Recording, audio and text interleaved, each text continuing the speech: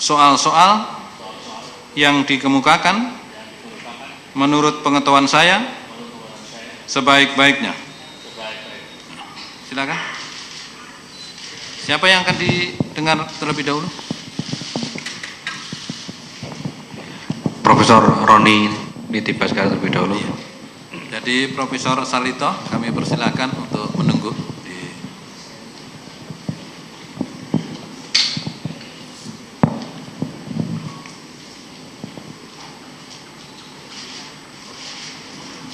Dipandu Pak, dipandu Pak.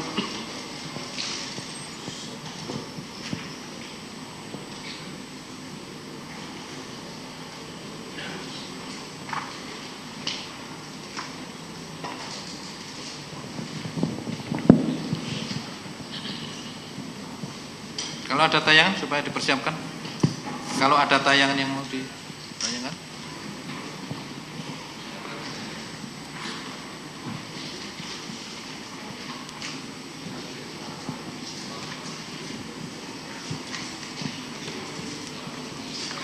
Silakan penuntut umum. Terima kasih majelis. Selamat pagi Prof Roni. Prof kali izinkan kesempatan ini kami memanggil Prof dengan sebutan ahli ya. Jadi ahli, untuk menyingkat waktu, mohon ahli jelaskan tentang dasar-dasar keilmuan ahli. Silakan. Baik. Dasar-dasar keilmuan ahli saya ada dua, kriminologi dan antropologi. Saya lulus dari Fakultas Hukum dan IPK UI. Permisi ahli, biar dipasangkan stand mic-nya dulu.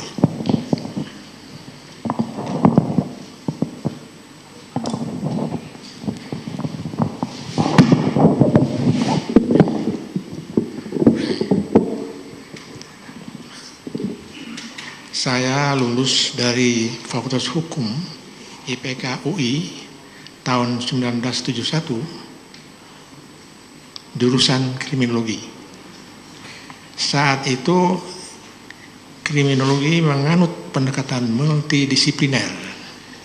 Artinya kriminologi itu sesuai dengan definisi dari Sutherland, kumpulan dari berbagai ilmu perihal kejahatan sebagai masalah manusia dan masyarakat. Ilmu ini bekerja sama ditunjang dengan misalnya sosiologi, hukum, antropologi, psikologi, yang juga psikologi sosial, psikologi kepribadian, psikologi umum, dan seterusnya. Tetapi di samping itu, kriminologi yang menganut pendekatan multidisiplin, dia harus menguasai kriminalistik. Kriminalistik itu teknik-teknik penyidikan kejahatan untuk kepentingan peradilan, seperti toksikologi, kedokteran forensik, psikiatri forensik, grafologi, daktiloskopi, dan sebagainya. Tapi saya ingin sedikit jelaskan bahwa pada saat itu tidak ada yang namanya teknik penyidikan yang namanya fisiognomi modern. Sedikit saja saya ingin menceritakan bahwa fisiognomi modern itu yang mulia itu ditemukan oleh Hakim Edward Jones di Amerika, yang ketika melihat para juri, tersangka, terdakwa, dan sebagainya, bahkan penonton, merasa terpesona, terpukau melihat wajah-wajah para yang hadir. Di antara wajah yang berbeda mempunyai watak yang sama, atau sebaliknya di antara wajah yang sama mempunyai watak yang berbeda. Dia berhenti sebagai hakim, jadilah dia ilmuwan, diteruskan oleh seorang ahli pembaca wajah terkenal di Amerika, Naomi Tickle, itu bahwa dalam muka manusia itu ada sebanyak 68 titik-titik, dianalisis, disambung-sambung, melahirkan kurang lebih 16-17 watak. Ini bukan watak penjahat atau bukan, itu teori dari Lombroso yang usang tidak dipakai lagi. Ini namanya fisiognomi. Saya juga antropologi, kenapa? S3 saya antropologi. Saya tidak melewati S2, tapi saya internship di Leiden University, Belanda. Saya berkenalan tokoh-tokoh antropolog terkenal, ahli-ahli metodologi, Profesor Speckman dan sebagainya, Dr. Peternas dan sebagainya. Dan kembali, waktu mengambil doktor, saya mencoba menggunakan pendekatan interdisiplin antara antropologi dan kriminologi, sehingga menghasilkan satu tindak pidana ilmu hitam yang sampai sekarang sudah digodok di RUHP. Itu adalah saya inisiatornya dengan Prof. Muladi dan lain-lain yang menyusunnya. Itu ada dalam pasal 253 KUHP yang RUKHP yang dulu, sekarang sedang dinaikkan namanya nomor-nomornya. Ada dalam bab mengganggu kesejahteraan umum. Nah, itu disertasi saya. Nah, sebagai antropolog, pada saat saya sarjana muda, baru saja naik ke tingkat 3, saya ditarik oleh Profesor Dr. Tapio Mas Romi Simatupang menjadi asisten antropologi, mengajar baik di FIPK maupun di kriminologi sendiri. Di kriminologinya saya mengajar kejahatan kekerasan, saya mengajar kejahatan seks, dan saya mengajar ilmu saya juga yang saya gunakan, yang saya ciptakan, saya kawinkan, namanya etnografi kejahatan di Indonesia. Mata kuliah ini sampai hari ini masih dikuliahkan di jurusan kriminologi.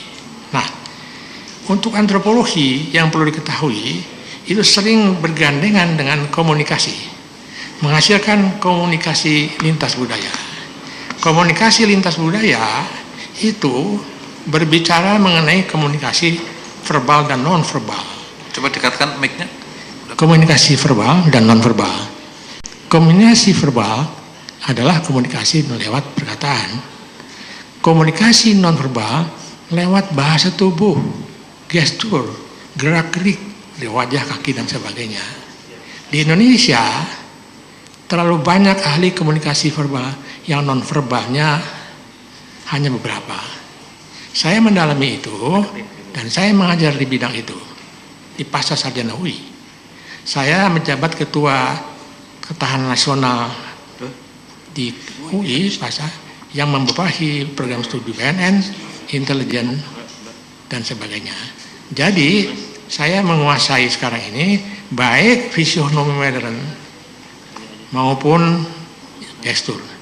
Nah, alat inilah yang saya gunakan untuk mendiagnosa, menganalisis kasusnya serta terdakwa. Terima kasih.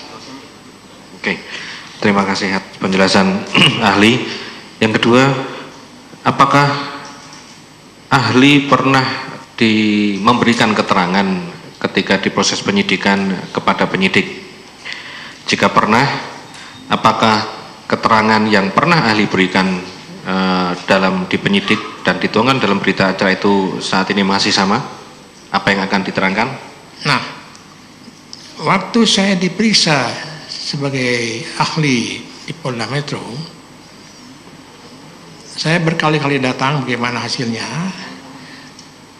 karena yang saya lihat kawan-kawan ahli lain itu, menurut yang saya dengar, itu BAP-nya bolak-balik. Waktu saya tanyakan, mana punya saya? Katanya yang ahli miliki tidak usah, tidak perlu lagi.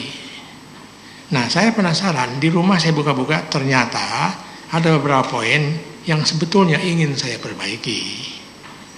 Saya sampaikan pada salah seorang penyidik, beliau mengatakan nanti disampaikan di Yang Mulia majelis ini saja, bahwa dari BAP yang lalu itu ada beberapa poin tambahan-tambahan, ralat sedikit, penjelasan-penjelasan yang mohon izin saya akan tampilkan sekarang.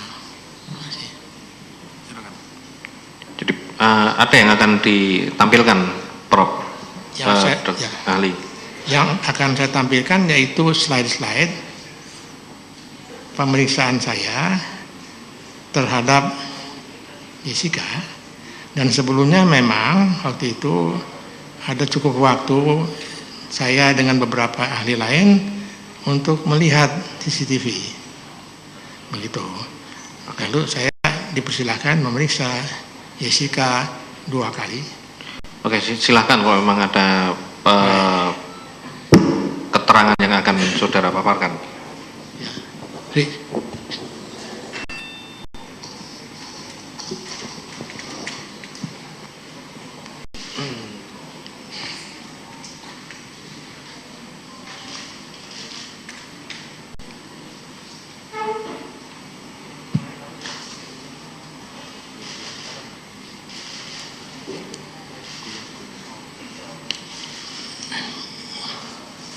Mohon izin sebelum ini digambarkan saya juga. Oh ini ada sudah terus. Ya. Saya akan sampaikan kebetulan PowerPoint-nya juga saya ada hard copy-nya sambil menunggu supaya jangan terlalu lama. Mohon izin yang mulia boleh saya sampaikan di sana. Baik. Di dalam teknik-teknik penyidikan yang dilakukan di luar negeri itu ada 4 SOP. Ya. Yang pertama investasi emosional. Bagaimana pertama-tama kita dekat membuat tersangka tenang, tidak ada tekanan. Waktu itu saya memang dibantu itu oleh Ibu Ratih Antonia. Harus diakui bahwa saat itu suasana sangat enak, makan segala macam, makan ketawa-ketawa. Mbak Jessica senang sekali, sampai terpingkal-pingkal mendengar joke saya. Apa itu maksudnya? Maksudnya tidak lain dan tidak bukan, dia harus tenang. Di samping itu keuntungan untuk saya adalah saya bisa melihat gestur dia pada saat dia tidak tertekan. Pada tahap ini yang mulia, sedikit pun saya tidak melihat gestur yang mencurigakan. Tidak saya pernah lihat beliau mengibaskan rambutnya. Tidak pernah saya lihat beliau menekan bibirnya. Tidak pernah saya lihat beliau memegang sebelah sini. Tidak pernah saya lihat dia melakukan blocking, kakinya dirapatkan. Ada banyak tanda-tandanya yang kalau saya sebutkan semua makan waktu, tapi intinya pada saat itu Mic-nya kurang keras. Pada saat itu, mohon maaf sekali. Pada saat itu investasi emosional antara saya Mbak Ratih dengan Jessica itu suasana sangat menyenangkan. Silakan ditanyakan pada yang bersangkutan kalau tidak percaya. Ya. Di tahap itu saya tidak melihat ada gestur-gestur yang mencurigakan. Karena ada orang, tidak usah jauh-jauh lah. Profesor Salito teman saya, permainan band, itu selalu kalau lagi duduk, dia itu kakinya begini terus. Yang menurut istilah psikiatri namanya tik. Apakah itu gugup? Bukan, justru tenang. Tanpa begini dia tidak tenang. Ada yang terbalik. Nah, pada saat itu saya ingin mencuri kapan dia melakukan gestur-gestur yang tidak sesuai dengan buku-buku library perpustakaan yang saya punya. Nah, yang terjadi kemudian saya pindah ke baseline. Baseline itu mengikuti perkembangan kehidupan sehari-hari, apakah dia pemarah, apakah dia cepat naik darah, cemburu, dan lain sebagainya. Itu tidak mungkin dilakukan oleh saya. Hanya mungkin dilakukan dengan scoring yang dilakukan oleh psikiater. Tidak saya lakukan. Tetapi itu bisa digantikan dengan substitusi ilmu namanya fisionomi. Ya. Dengan melihat wajah, saya saya katakan tadi dalam wajah itu diukur ada 68 titik sehingga kemudian bisa disimpulkan watak apa saja yang tergambar dari wajahnya itu, dan akurasinya yang dibuat oleh analytical oleh Hakim Edward Jones itu 92%, karena penelitiannya dilakukan dengan sampel populasi yang sangat besar dan tidak sembarang orang. Yang diteliti adalah Presiden Amerika Clinton, George Bush, W. Bush, ya, Carter, Ronald Reagan, dan sebagainya. Dia meneliti juga bintang film terkenal, Mel Gibson, ya, John Wayne, dan sebagainya. Dia meneliti politisi dan seterusnya, sehingga tingkat akurasinya 92%. Hal yang sama saya lakukan di Indonesia dengan memanfaatkan, terus terang saja, mahasiswa saya yang banyak sekali. Saya mengajar di 7 universitas. Di UI saja di Pasar saya mengajar 4 kelas, BNN, intelijen, kepemudaan, imigrasi, dan lain sebagainya. Belum lagi Lemhas. Nah, dengan teknik penelitian yang kualitatif metodologi, saya melakukan participant observation method, saya menghasilkan juga hasil penelitian. Tetapi akurasinya saya turunkan, sebab struktur tulang orang Amerika lain dengan kita. Ya.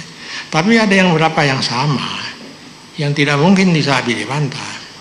Sebuah contoh yang mulia, dagu lancip, baik luar negeri maupun Indonesia, saya ukur dan sebagainya. Itu menurut saya bukan 100%, 1000% orang yang dagu lancip itu keras kepala, tidak suka ditekan-tekan, ya, lebih menekan keinginan sendiri, dan itu pun kalau dikait-kaitkan dengan watak-watak lainnya akan mengakibatkan hal-hal yang kurang menyenangkan dan dampak-dampak yang tidak bagus. Nah, di sini saat saya memeriksa Jessica, saya lakukan itu. Ya. Nah, dalam tahap-tahap yang tadi itu, tahap-tahap mulai dari baseline sudah, terus ya, oke,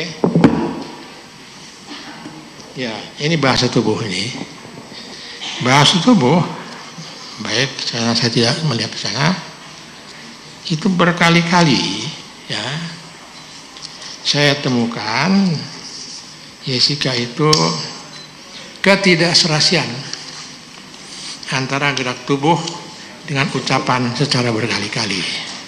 Pada saat saya wawancara di ruangan itu, direkam. Sering melakukan defense mechanism dalam bentuk proyeksi. Proyeksi itu menyalahkan orang lain, bukan diri sendiri. Ya. Sering melakukan blocking dengan melipat kaki. Dan pada saat saya memeriksa beliau, saya pindah-pindah duduknya. Ya. Di depan beliau saya pindah ke sebelah kanan dan seterusnya. Ya. Artinya banyak saya temukan dalam penafsiran saya, ilmu saya dengan cara ini adanya kebohongan-kebohongan. Ditemukan juga ketidakserasian antara bahasa verbal dan non-verbal. Meskipun sedikit nada, getar, jeda, terkesan ingin cepat menjawab asal kena ditanya. Analisa terkesan pertanyaan ada unsur sedikit, tidak banyak narsistik. Narsistik ini artinya banyak, luas. Ya. Nah, ada satu hal yang mulia, saya mohon izin. Kalau saja bapak-bapak penasihat hukum mengizinkan, saya akan sampaikan ya, buah pertanyaan dari saya dibungkus dalam bentuk tentu saja katakanlah semacam joke dan sebagainya. Ada teknik-teknik dalam kriminologi seperti itu, ada hal-hal yang menyangkut sangat pribadi. Boleh tidak? Tapi memang mau tidak mau itu harus ditanyakan. Sebab apa? Jauh di dalam mata Jessica ini, matanya sama sekali tidak berbinar, ya. ada satu kesedihan, pengalaman yang lalu-lalu yang betul-betul dirasakan terus-menerus, ya, tidak pernah berhenti sampai saat itu. Bukan mata berbinar seperti Mel Gibson misalnya, Carter, dan ada satu bintang lagi perempuan, Julia Roberts misalnya. Ini sebaliknya, mata berbinar dan mata tidak berbinar itu ada artinya.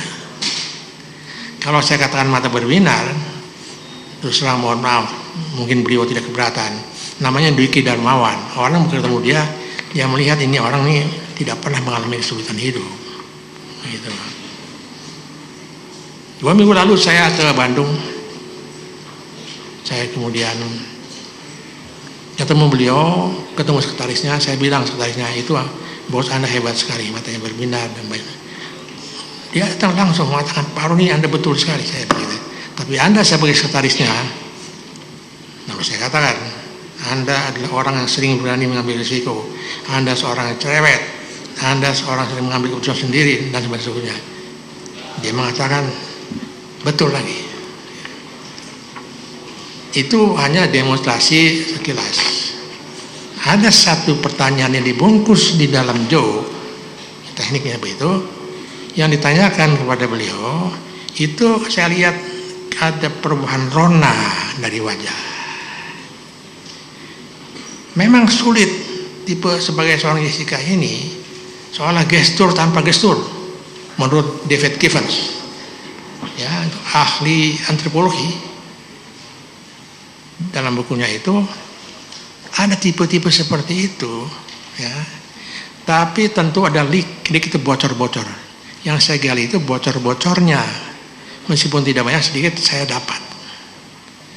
Saya dapat tiba-tiba menanyakan satu pertanyaan yang betul-betul membuat dia sedikit shock. Karena itu pernah dialami oleh beliau. Saya tidak tahu itu, tapi ini barangkali kriminolog itu mendalami seperti ini, pengalaman yang sudah-sudah.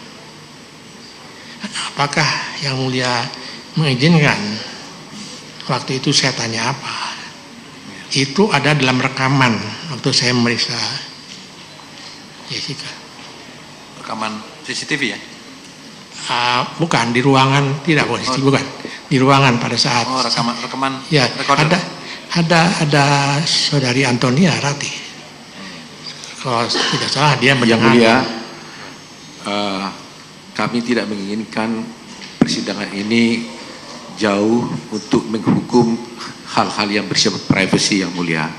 Karena hak asasi korban terdakwa ini juga harus kita lindungi, apalagi hal-hal itu kan tidak langsung berkaitan dengan pokok perkara.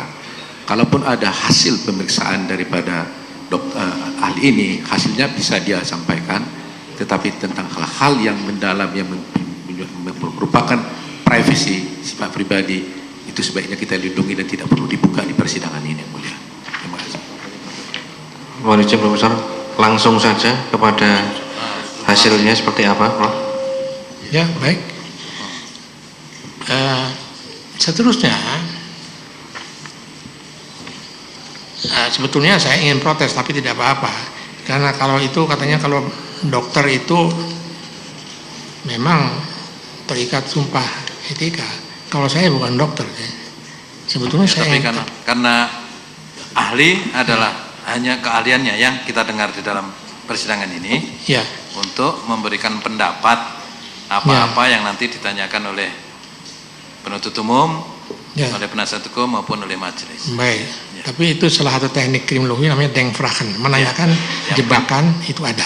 Sebetulnya. Sebagai ilmu dasarnya mungkin sudah diceritakan kan, Ya, tapi baik. mungkin selanjutnya apa yang mau ditanyakan lagi?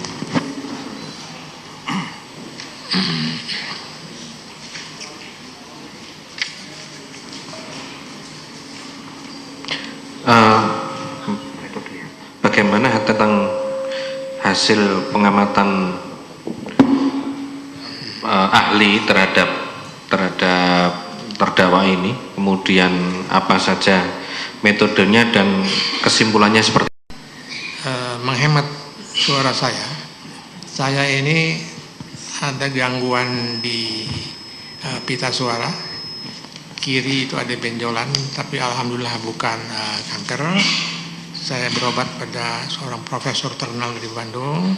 Saya diberikan surat bahwa saya tidak boleh terlalu lama-lama bicara, karena itu izinkan saya menghemat dalam membacakan. Tahap ortopsi TV itu asisten saya hanya membacakan saja, saya menerangkan. Silakan. Ini saya mohon maaf boleh saya. Artinya beginilah, supaya diketahui oleh penuntut umum, penasihat hukum maupun majelis bahwa ahli ini ada keterbatasan apabila memberikan keterangan dalam waktu yang panjang. Ya, begitu ya. Jadi sepakati ya, yang pokok-pokok ya. Ya, silakan. Baik. Kita masuk lihat dari CCTV 7.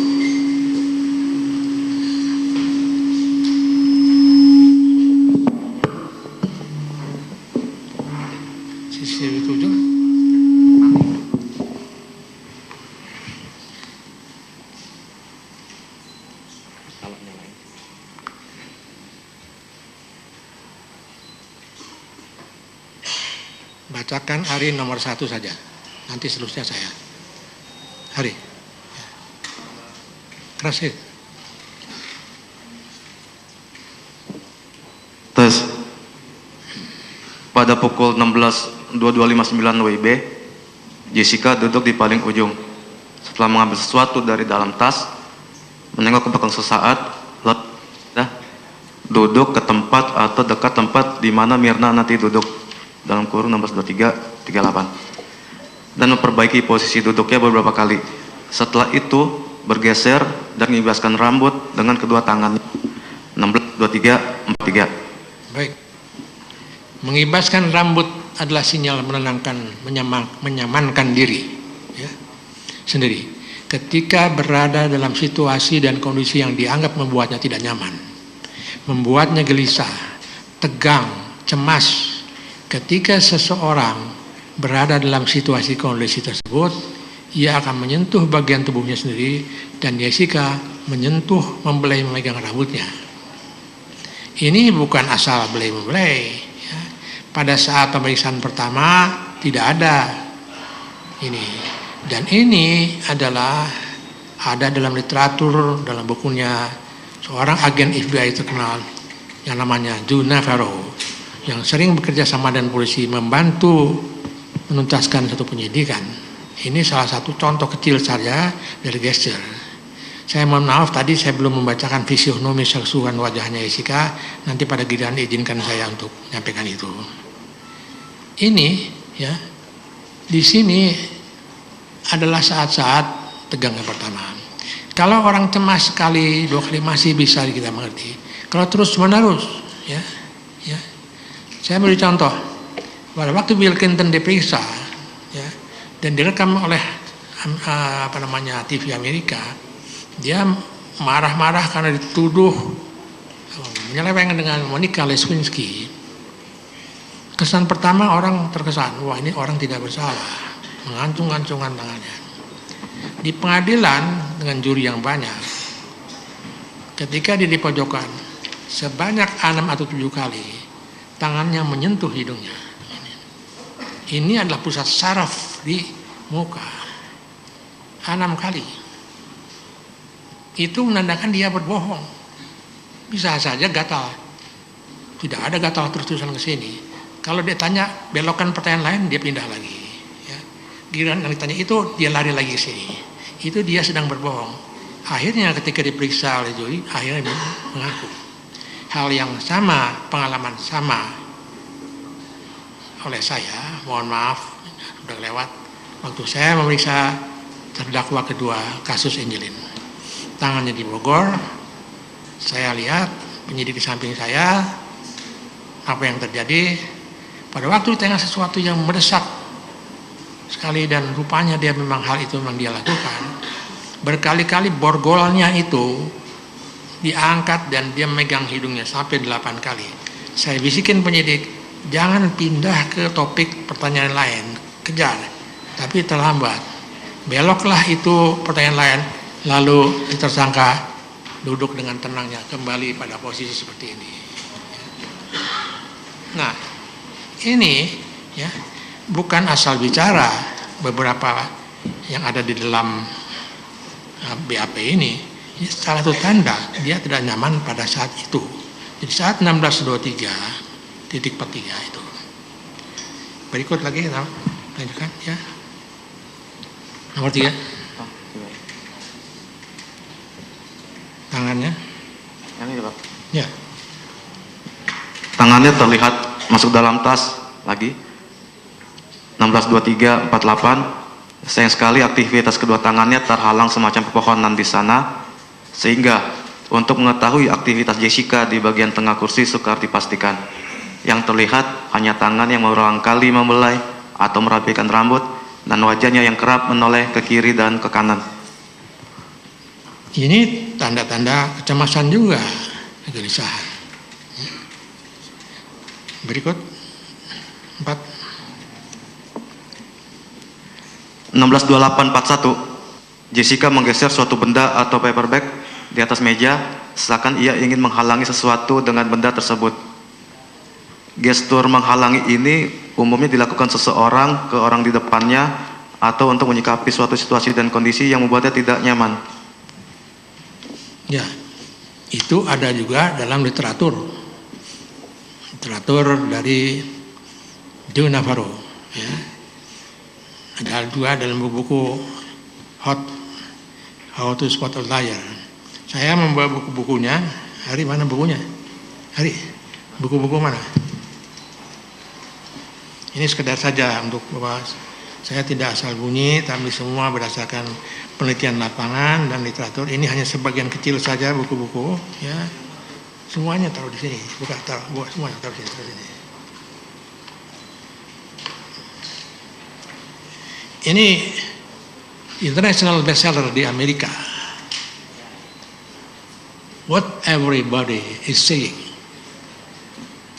Joe Navarro, PhD, ya, with Marvin Karin PhD. Dia meneliti semua gerakan-gerakan tubuh dan dicek itu 92% kebetulannya. Ya. Saya membawa buku juga. Ini seorang guru besar antropologi, ahli gestur, Profesor David Givens. Ini orang terkenal sekali di Amerika. Ada di sini. Kemudian yang penting, bahwa teknik-teknik saya bertanya dan sebagainya itu, ini ada dalam advanced interviewing technique, proven strategies for law enforcement, military and security personnel. Dari siapa? Dari John Schaeffer dan juga Joe Navarro. Berikutnya, ini buku 2 yang saya gunakan dari Janine Driver. Ini yang tadi membuat tahap-tahap yang 4 itu. You Can Lie to Me. Ya. Berikutnya, dari Peter Kollek, ya. The Book of Tales. Ya.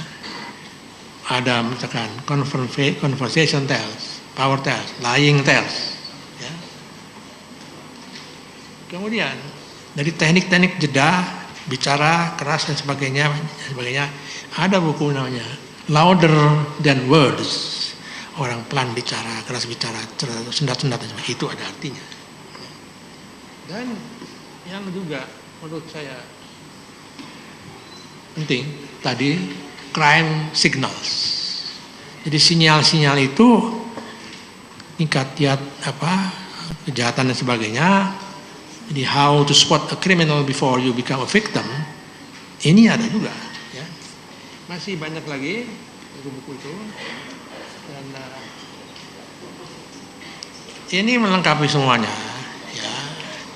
Betty Baum and Franz Baum menyusun Dictionary of Worldwide Gestures. Apa yang saya sampaikan tadi, bahkan saya sudah catat halamannya, ada di sini semua untuk membuktikan ini bukan mengada-ada. Ya. Berikut ada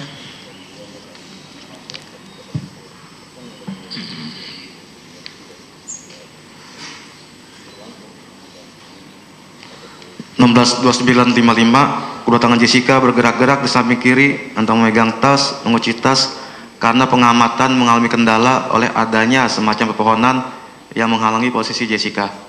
16.35.4 atau kurang lebih sampai 16.35.6, tangan Jessica mengambil sesuatu dari belakang benda atau paper bag yang tadi ia letakkan sebelumnya. 16.33.12 hingga 16.33.15, Jessica seperti mengembalikan sesuatu yang tadi ia ambil, sayang terhalang benda atau paper bag yang tadi ia letakkan sehingga sukar diduga benda tersebut. 16.34.02, benda yang atau paper bag yang tadi ia letakkan untuk menutupi aktivitas tangan kanan ia pindahkan kembali. 16.34.17, tangan kanan Jessica ke tempat yang tadi ia halangi dengan benda tersebut. 16.34.43, kedua tangan Jessica seperti memegang tasnya, tak mengambil sesuatu atau menutup tas. 17.03.29, Jessica pindah kembali ke tempat semula saat ia pertama kali datang, setelah sebelumnya melakukan beberapa perilaku tertentu. Jadi ia telah duduk di tempat dekat posisi Mirna kelak selama kurang lebih 39 menit 51 detik. 17.03.39, Jessica mengambil sesuatu dari meja depan tempat Mirna duduk.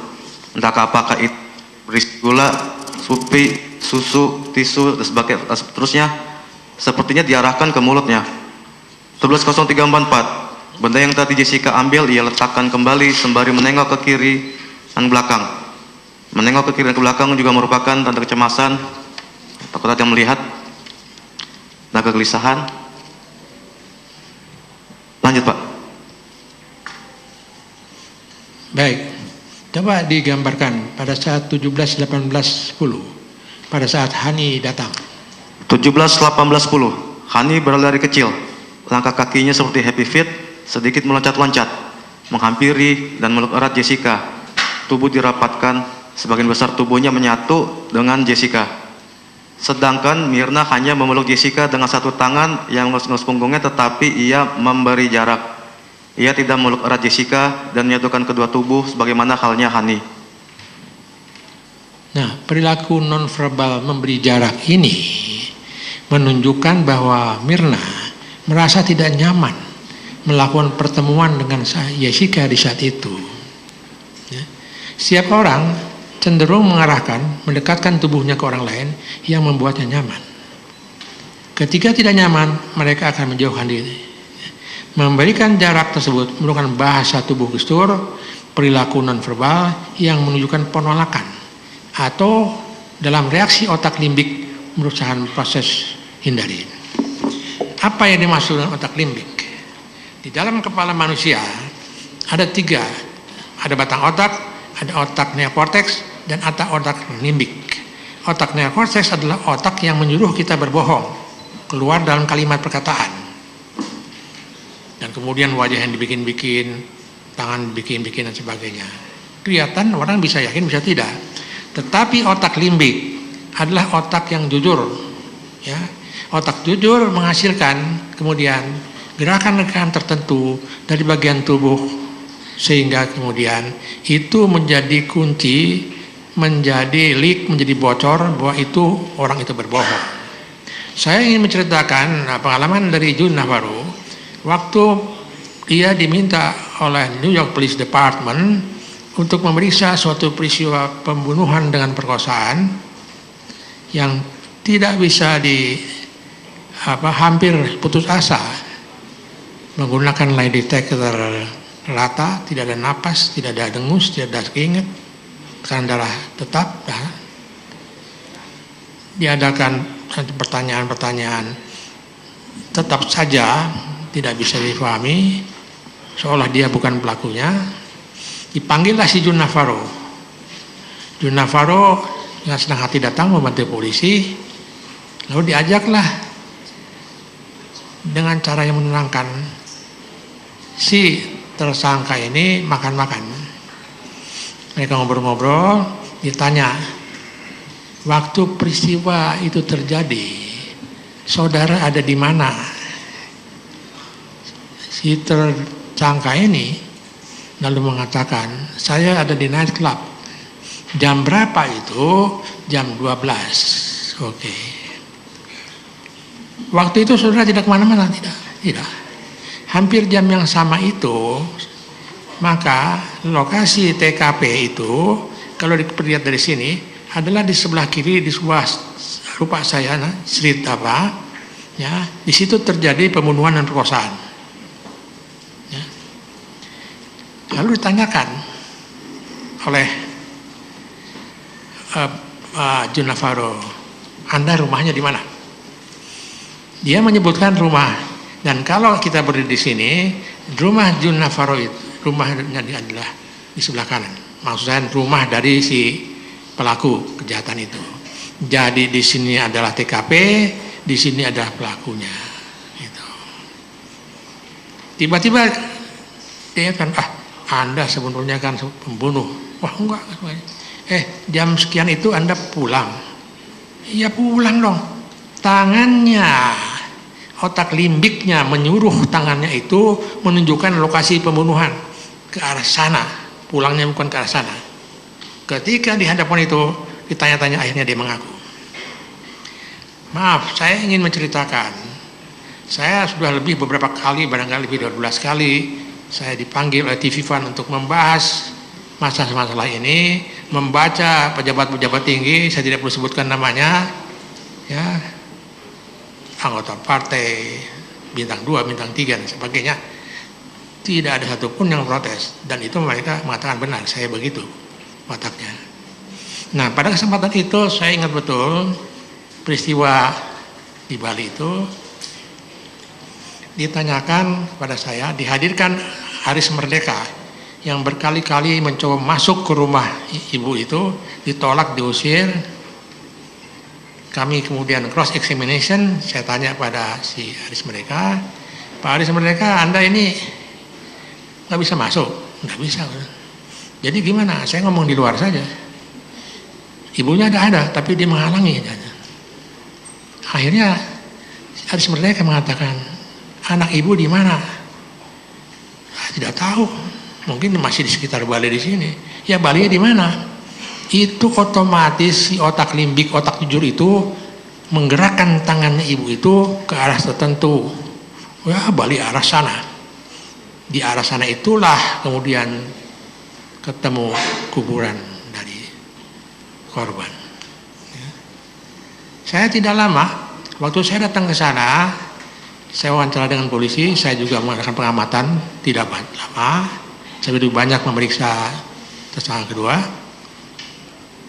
Langsung saya berikan, katakanlah semacam pendapat yang terlalu dini.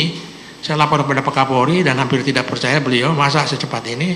Ternyata apa yang disampaikan sama dengan pengakuan ahli psikiater dan ahli poligraf.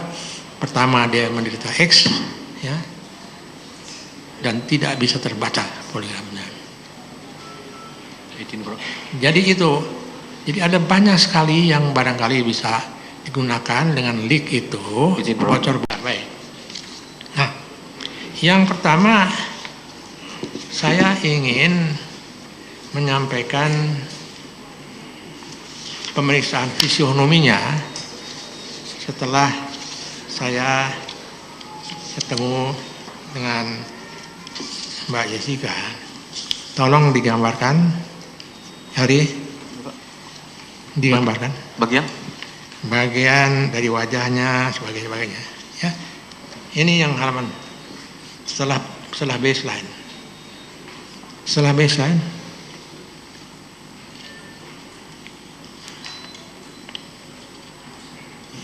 baik, sambil menunggu, ya, saya melihat wajah Jessica.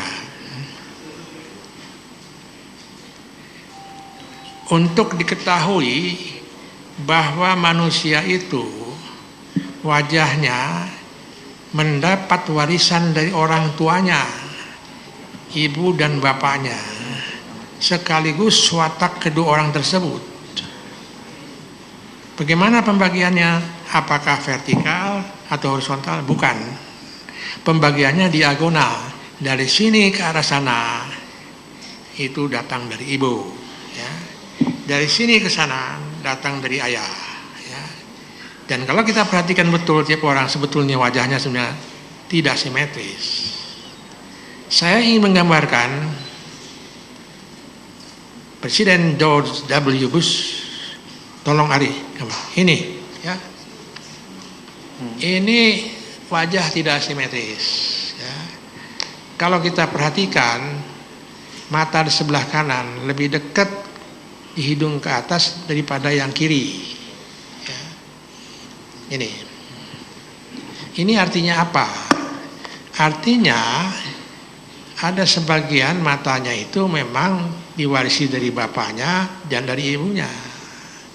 Diduga mata ibunya atau bapaknya, saya tidak tahu, termasuk mata yang tolerance, orang yang penuh pengertian dan sebagainya. Jarak matanya itu bukan teleng, tapi agak jauh titik-titiknya. Sebaliknya, ya, bapaknya terlalu dekat. Arti dari mata, ya, yang terlalu dekat itu, ya, bukan sekali lagi juling, itu orangnya intolerance, cepat tersinggung, impulsif dan sebagainya. Ini diukur dengan titik-titik, ya. Sebaliknya kalau yang tolerance, ya, itu jaraknya matanya agak berjauhan. Apa akibatnya? Ini menimbulkan persoalan. Satu kali dia mengikuti dalam kehidupannya itu yang kelihatan watak dari ibunya, di lain saat dia keluar watak dari bapaknya. Terbukti dalam perang Irak, ya, dia betul-betul menggebu-gebu. Orang seperti ini adalah suasana hatinya berubah-berubah terus. Tapi di lain pihak dia terdiam untuk sekian bulan lamanya. Jadi hatinya itu berubah-ubah. Apa yang disebut anak muda sekarang ini galau, seperti itu. Ini sebuah contoh saja. Nah, saya ingin mengatakan dari hasilnya wajahnya tersangka itu termasuk tipe, mohon maaf, kurang percaya diri, membangun harga dirinya dengan pengetahuan, cenderung belajar kembali sebelum melakukan hal yang baru. Menurut saya satu itu, dari jarak mata, ini lagi. Saya tidak bisa menceritakan semua, tapi ada jarak mata yang dekat, ya, maksud saya dengan alis, ya, itu ada yang mencerminkan kalau pendek seperti itu dia orang ramah. Sebaliknya kalau agak jauh ada dua pilihan, ya, orang yang sangat memilih, pilih kasih atau selektif, pilih kasih selektif, ya.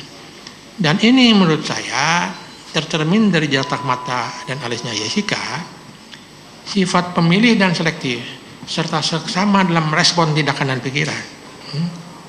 Memilih teman, mengambil keputusan ketika memilih teman, mengharap pertemanan berlangsung lama, dengan harapan bisa langgeng, kecuali apabila ada hal-hal khusus yang dapat memutuskan pertemanan. Misalnya seperti dikhianati, tidak setia lagi, konflik dalam pekerjaan, percintaan, dan di sini kita bisa lihat satu tipe yang namanya neurosis, dalam artian dia termasuk tipe obsesi posesif,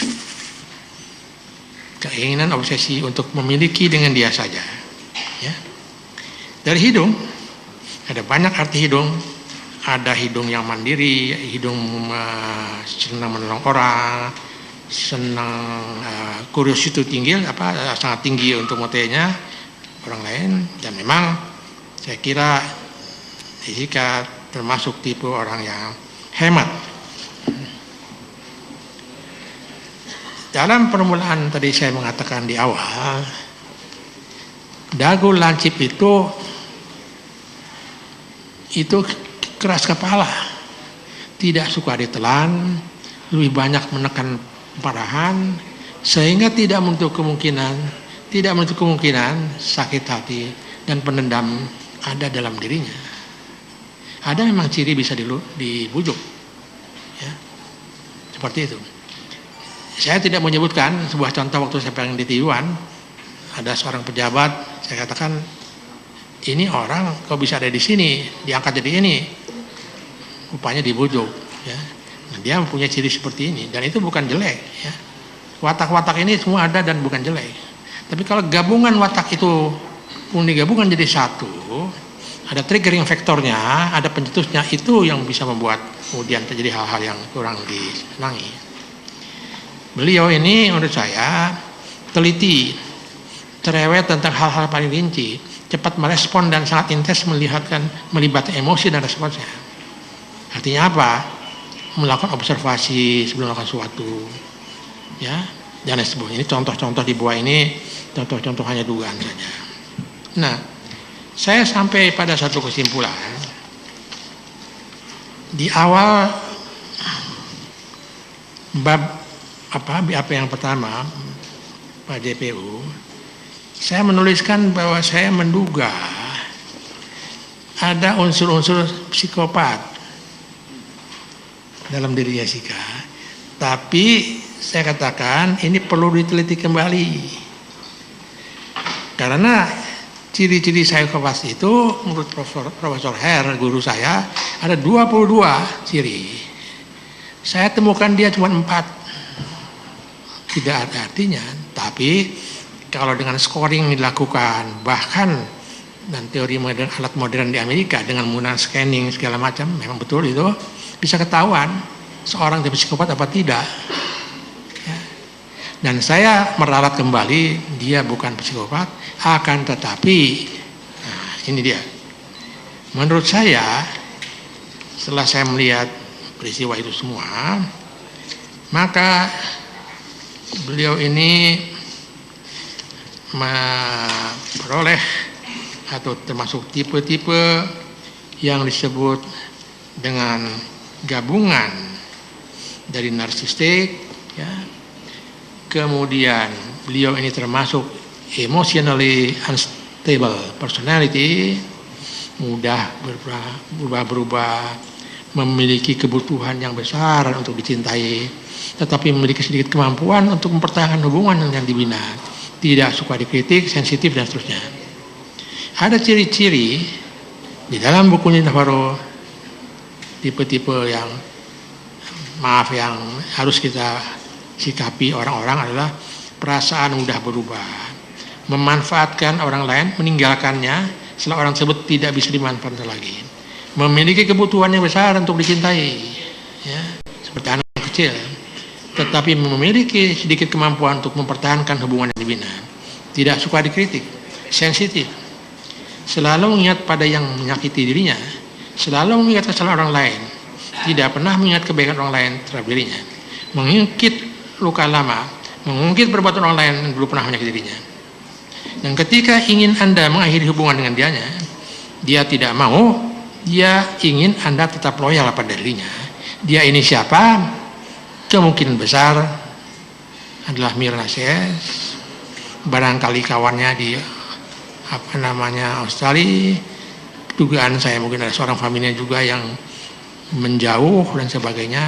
Ini yang saya lihat pertama kali dalam matanya, merasuni, ya, ditinggal kawan-kawannya, sehingga di dalam bukunya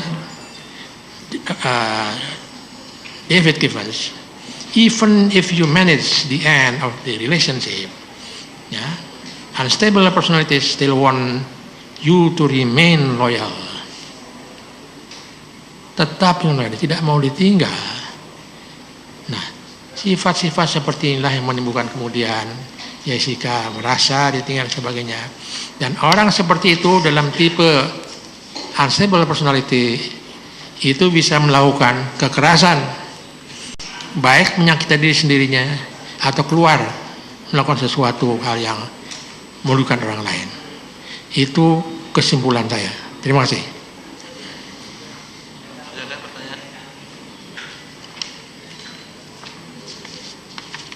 Untuk mendapatkan kesimpulan yang seperti sudah ahli jelaskan tadi, berapa lama waktu yang dibutuhkan untuk melakukan pengamatan terhadap terdakwa ini?